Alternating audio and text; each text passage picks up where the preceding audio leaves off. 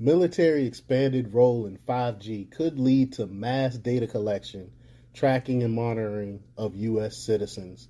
This is some crazy, crazy stuff. I mean, the government just keeps on intruding on our personal life and our personal data, our personal information, and they won't stop until we do something about this. There needs to be something done. This needs to be stopped immediately. But before we get started, go ahead and hit that like button, share this out so we can get this information out there. Subscribe if you're not already a subscriber, and hit that alarm bell so you know when I'm putting out new stuff. Also, check out my link tree in the description. It has a link to my Patreon where I talk about things I can't talk about here. There's also a link to my Instagram and my merch store where I have I Will Not Comply t-shirts as well. Also, check out jjthepsychotherapist.com for the latest in news as well. All right, let's talk about this.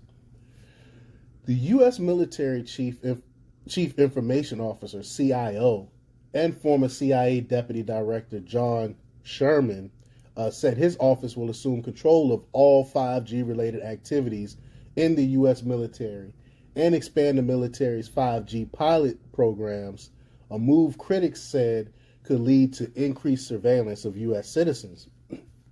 The move will shift the Pentagon's 5G efforts from the Office of the Undersecretary of Defense for Research and Engineering, Heidi Shyu, to Sherman's office. The transition will officially take effect on October 1st, but Sherman said his office has, quote, already been working left seat, right seat with research and engineering on this in a very close partnership with Honorable Heidi Shyu and her team. Now, Sherman also wants to expand the military's use of 5G, but did not say exactly what the expansion may look like. Now, the U.S. Department of Defense in 2020 spent $600 million to launch 5G pilots at military bases in Utah, Washington, Georgia, California, and Nevada that use, quote, smart warehouse 5G wireless technology to streamline logistics and, quote, enhance distributed command and control, and has since doubled its 5G activities. Sherman also wants to set up open radio access network or an open RAN pilot programs. Now, using this kind of open network is important, Sherman said, so the U.S. and its foreign adversaries can dominate the 5G radio frequency electromagnetic field, or RF-EMF space. Sherman said his office is working with several U.S. companies to expand 5G pilots, quote, as we move away from a closed network kind of black box sort of thing, like certain Chinese companies like to do with their global marketing here, to more of an open network, open software approach that our U.S. industry can work and dominate on. But critics, including W. Scott McCullough, a former Marine and Children's Health Defense lead litigator for the electromagnetic radiation cases, said it's not just foreign adversaries the DoD is concerned about. Now, McCullough said the military is a Trojan horse for the intelligence community in terms of domestic surveillance and societal control, and I definitely believe that. These efforts are geared towards sustaining, quote, domination in the RF-EMF domain and at home, not just abroad. Those in charge are concerned about their own citizens as much as they are perceived foreign hostile actors. The military's expansion of its 5G effort comes as no surprise since the U.S. military has been very active on the electromagnetic spectrum for a very long time, and they want to dominate it, McCullough said. He pointed out that the DoD in 2021 announced a plan for how the U.S. would achieve spectrum superiority in all domains and, quote, dominate the future battle space. However, in the hands of military officials such as Sherman, 5G technology could be used to surveil and dominate U.S. citizens, McCullough said. Sherman, who was sworn in as the DoD CIO on December 17, 2021, and will now direct all the Pentagon 5G projects, serve as an intelligence community from 2017 to 2020.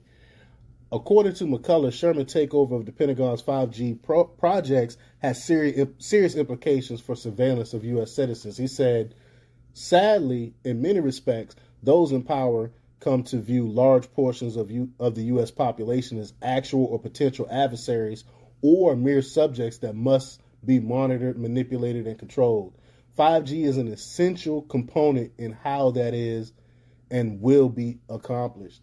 And that's how they look at us. I mean, they no longer consider themselves servants. You know, we used to call them servants. No, they believe that they're above us now, and that's what a lot of the politicians believe as well.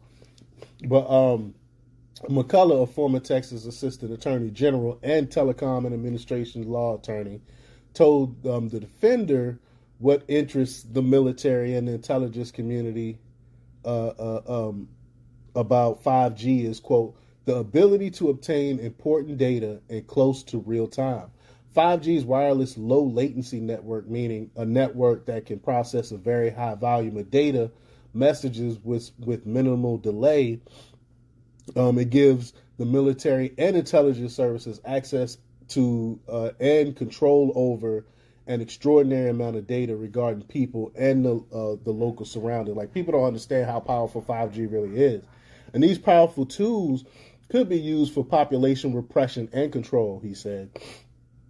Karizna Shackelford, PhD, an expert in nonlinear warfare and former DoD intelligence professional with 32 years of experience, also found the news of Sherman's takeover and expansion of the Pentagon's 5G efforts concerning. Shackelford, a senior military fellow at CHD, told the Defender DoD's involvement in 5G could lead to the militarization of technology, blurring the lines between civilian and military applications. That's scary. That's super duper scary. Potentially, military control over 5G networks could potentially infringe on privacy and civil liberties, she added. Shackelford said the consolidation and integration of civil military 5G advancement raises concerns about the emergence of global surveillance networks as various international entities collaborate to establish pervasive surveillance, particularly in the realm of biomedical surveillance. Do you really want your military having all of your data? While the advancements in communication and connectivity are, quote, undoubtedly important, she said, we must proceed with caution to safeguard our society, privacy, and civil liberties. I 1,000% agree with that. Shackelford pointed out that the DoD's 5G effort could, quote, result in mass data collection, tracking, and monitoring of individuals, leading to a loss of privacy. DoD's transition to 5G lacks sufficient transparency and public involvement, she said. Decisions are being made without adequate public scrutiny or opportunity for meaningful input, limiting democratic processes and accountability. Shackelford also said she had, quote, significant concerns about the consolidation of power in the hands of a few major companies involved in the 5G ecosystem. Big tech defense contractors have partnered with telecommunications companies to develop and implement 5G technology.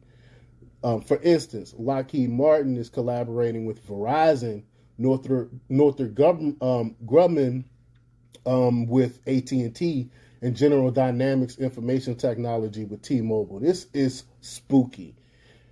Finally, both Shackelford and McCullough said DoD's broadened 5G efforts have leave questions about the health and the environmental ramifications of 5G unanswered. Many scientists have pointed out that RF radiation caused by 5G have negative biological effects.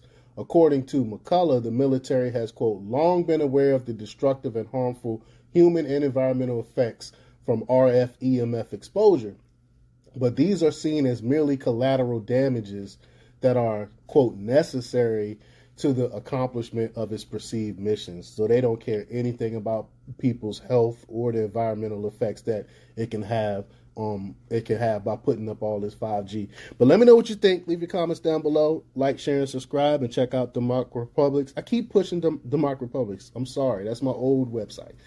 Check out jjthepsychotherapist.com for the latest in news. Until next time, peace.